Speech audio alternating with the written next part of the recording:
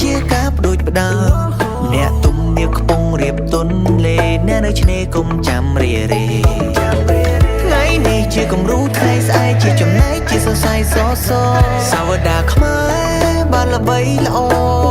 ជាចំណែកយើងចងចាំថាយើងជាម្ចាស់ជាតិយើងពួតដៃរាំងសាខ្ញុំនាងលោកអ្នកអស្ចារ្យស្មោះត្រង់ថាក្រោមទង់ជាតិតែមួយភាសាតែមួយខ្មែរជាផ្ទះតែងជួយស្គមថតសក់ខ្មែរយើងគឺជាគ្រួសារ